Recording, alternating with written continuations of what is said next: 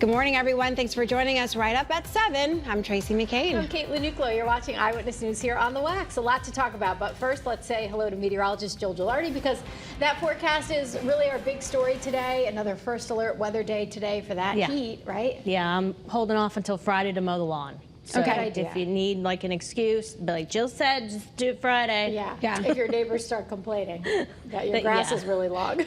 Jill said wait till Friday. Yeah.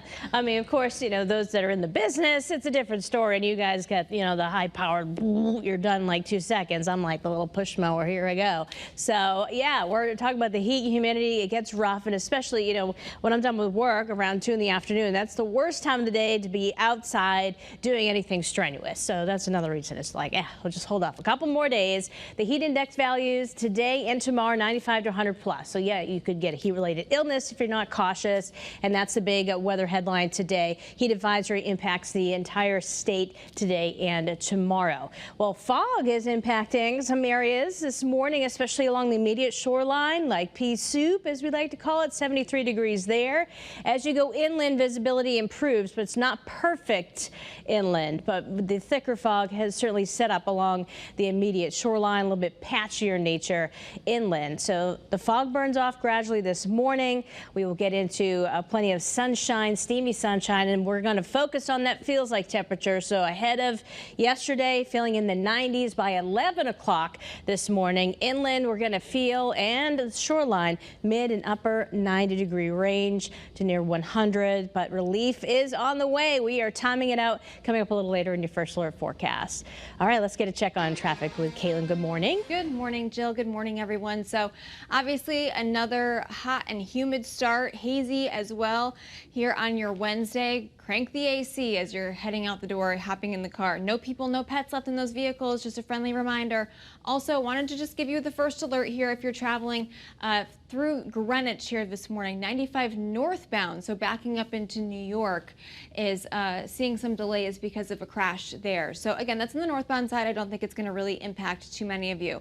State parks and beaches, once again, going to be packed. Get there early. Still dealing with some reduced visibility, though.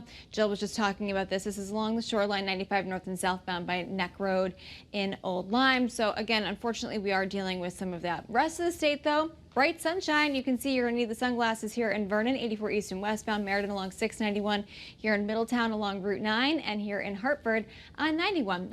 No other issues to tell you about here right now. Just again, just watch out where you're traveling. That reduced visibility could make you have to slow down a little bit more than anticipated. Let's quick check at your Connecticut Chevy First Alert traffic report, driven by your Connecticut Chevy dealers. Right now, to developing news this morning, we're learning new details about a fire that ripped through a Naugatuck business overnight. Your reporter Marcy Jones has the very latest from A1 Auto and Towing on Prospect Street. Good morning. You definitely have a clearer picture of what happened here. Good news first for commuters. No traffic being impacted here as Prospect Street remains open. However, you can still see some caution tape out here. We do have a Naugatuck police officer out here as well. We are at A1 Auto and Towing here on Prospect Street. According to Naugatuck Fire, the call came in just before 10 last night. When crews arrived, they found 2 of the 3 garage bays filled with flames. Thankfully, no injuries have been reported. Crews were able to continue to contain the fire quickly in just about 30 minutes, but significant damage was already done. 2 cars were destroyed and part of the roof collapsed. The road here, Prospect Street, again remains open, but the investigation into what caused the fire continues. We continue to check in with authorities just to see if there are any updates as to that investigation and to see if part of the building is safe for folks to go into. As soon as we get any more information, we'll bring that to you. But for now, that's the latest. Your reporter in Naugatuck, Marcy Jones, Channel 3, Eyewitness News. All right, let's get to news breaking overnight. A man in the hospital right now after being shot in critical condition. Pinpoint News Tracker taking you to the scene of where it happened near Capitol Avenue and Orange Street. Police say it happened around 10:30 last night. We don't know any arrests at this point, but we'll keep you updated. Well, this morning, 91 southbound is back open to traffic after a crash in Windsor. State police tell us a car went down an embankment near exit 38 just before 11 o'clock last night. Police say at least 1 person was seriously hurt. Investigators are now looking into the cause. Well, today, a man accused of causing last year's deadly boat crash in Old Saybrook is expected to face a judge. Clayton Hackling is charged with manslaughter and other charges as well. Prosecutors say he was drunk when his boat crashed into a break wall, killing 3 people. Officials are planning to install more lights to try and make sure that water is safer. Well, right now, our team coverage of this First Alert Weather Day continues, and one of the best ways to beat the heat is going for a swim. But experts are warning you to make sure that your kids are safe in the water. Your reporter Roger Suzanne is live along the Farmington River to break down some important reminders. So we are listening, Roger. Yeah, good morning, ladies. I think first and foremost, I probably have the best office in the state this morning, the beautiful Farmington River, thanks to our friends here from Farmington River Tubing. But one thing they insist on, listen, on a day like this, it's a great place to beat the heat, but safety must come first. For example, they insist everybody wears a safety vest. So we take a look. It's easy to understand why, especially in natural water. You can see this is one of 3 rapids in this stretch of the Farmington River. And listen, just hours ago, in fact, we all sort of were given a painful reminder of why we have to make smart decisions when we go for a swim, especially, again, in natural water. Yesterday, crews did pull a 5-year-old boy out of Lake Housatonic in Shelton. Now, we're happy to tell you that child is showing signs of improvement, but he does remain in the hospital. And the CDC wants to warn all parents, all families, that they need to keep a very close eye on their children whenever they're in the water, even if they do consider them strong swimmers. They're also strongly recommended to wear life jackets and remember to monitor currents, because sometimes taking a dip can be a little bit dangerous based on the conditions, again, even for strong swimmers. And the folks here at Farmington River Tubing, one thing they agree with the CDC is make sure you also check the label on your safety vest and that it is U.S. Coast Guard approved. That way you know you'll be as safe as possible as you have as much fun as possible. Reporting live in New Hartford, I'm your reporter Roger Suzanne, Channel 3 Eyewitness News. I'll send it back to you.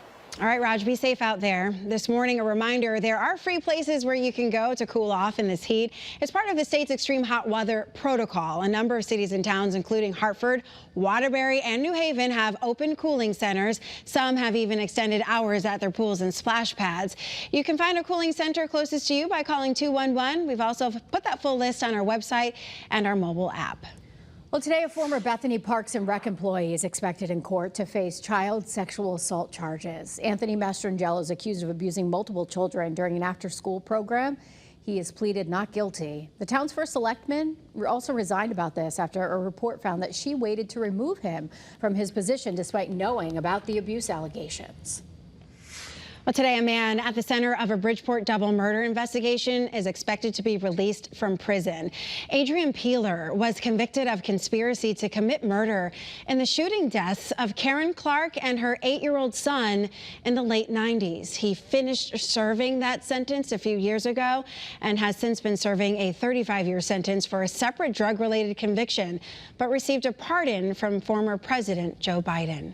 Well, this morning, the state's attorney's office is still weighing whether to retry reckless manslaughter and assault charges against Raul Valley. Prosecutors submitted a document with those charges after jurors could not reach a verdict about him, giving them the option to try that case again. Valley was found not guilty of murder in the stabbing death of 17-year-old Jimmy McGrath. He's also facing a civil wrongful death lawsuit.